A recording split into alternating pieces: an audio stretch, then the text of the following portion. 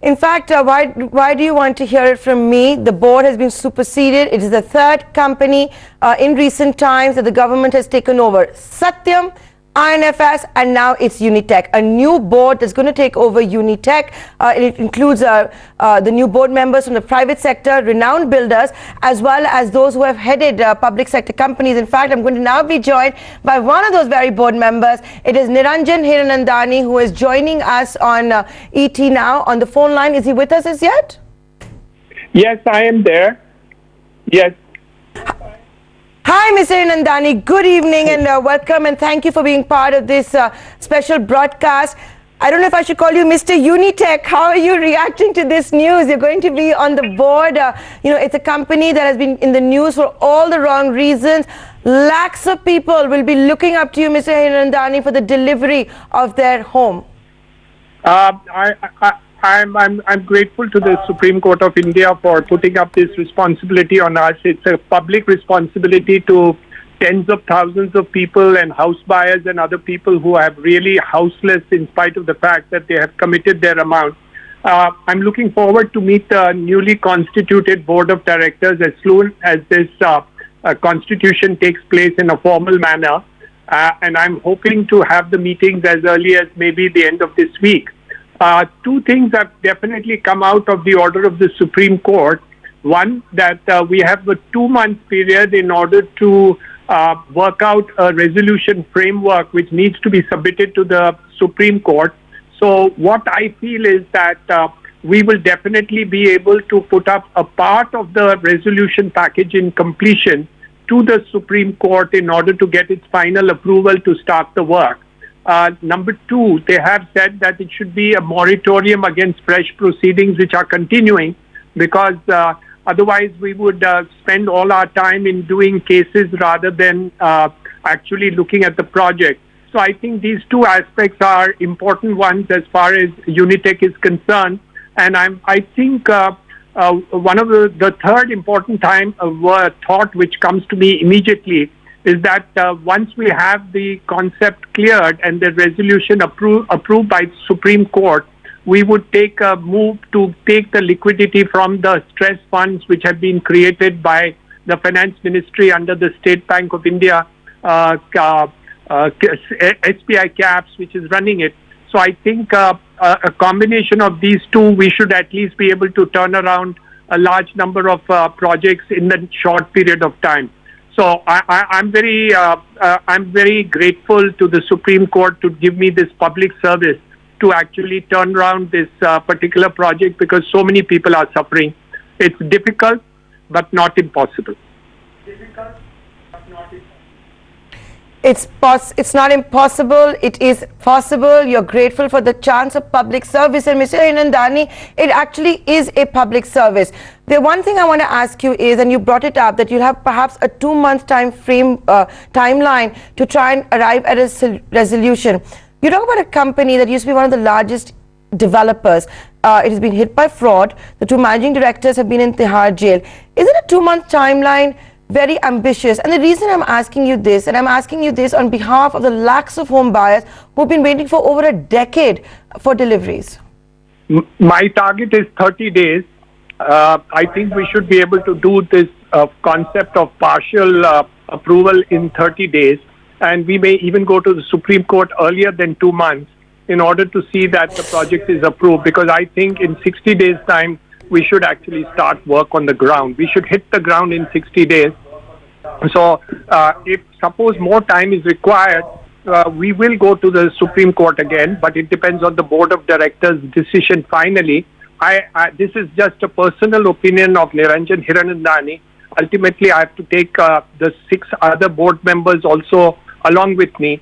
But my interest is to see if I can get it started ASAP, even if it's a small part of the whole project is started. I think the target should be 60 maximum, hit the ground running in maybe 75 days to 90 max. 5 days to 90 max. Okay, and Mr. Nandani, you know what had a section of the home buyers very, very worried was also the centre's entire proposal that it's not going to infuse equity into the company. It's going to look at a moratorium which could run into 1 year's time, and maybe the burden, the financial burden, could also shift to the home buyers.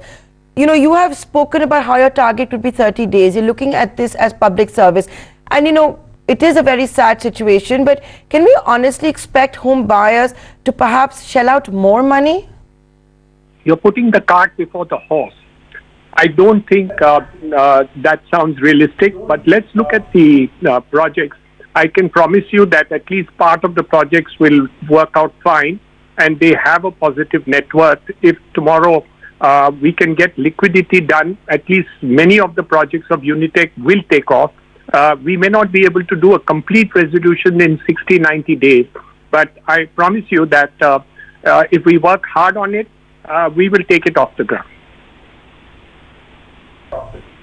Mr. Nandani, one of the biggest challenges that is going to be there, I know it's very early, we're still waiting for the final order to be uploaded to the Supreme Court website. You know, one of the biggest problems that happen is that when something is hit by corporate governance, you know, you look at the two promoters who've been lodged in Tihar jail for nearly 2 years, there is always a fear in buying assets, and it's something we've seen in the INFS case as well, where Mr. Kotak worked very hard with the Ministry of Corporate Affairs to make sure that there would be, that the new owners would not have to worry about liability. Is that something that you would also have to look at and consider and get the approval of the government from? No, I think the Supreme Court will probably take care of that. I think the application to the Supreme Court has been made pretty clear. I'm waiting for the orders of the Supreme Court also. But I think if necessary, we'll move to the Supreme Court again in order to understand that if we are doing this public service, we should not be enjoined with the liability which you're talking about.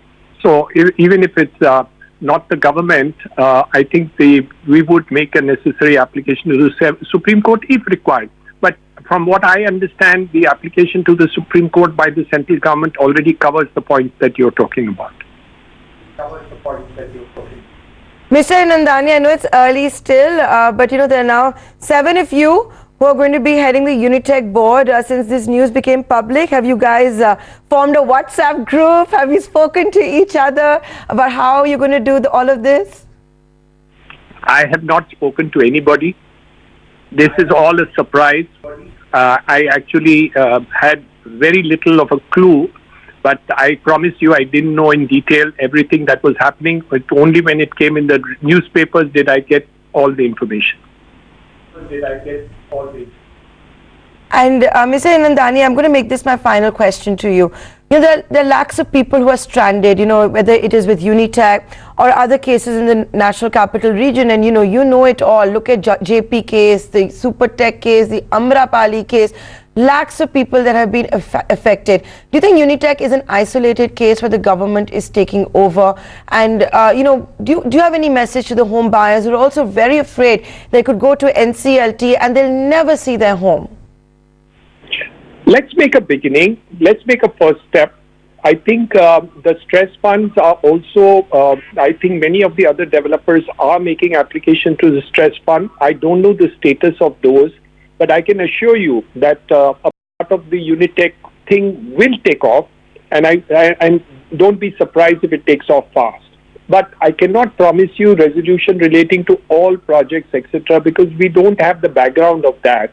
One of the advantages of the Unitech case is the fact that a lot of information is already been collected by now in the Supreme Court and by various auditors and other people.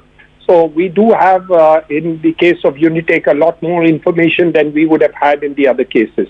So I think project-wise, we would be able to take it off very quickly.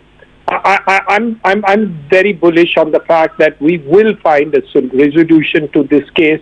Not 100%, but a large number of buyers will be housed.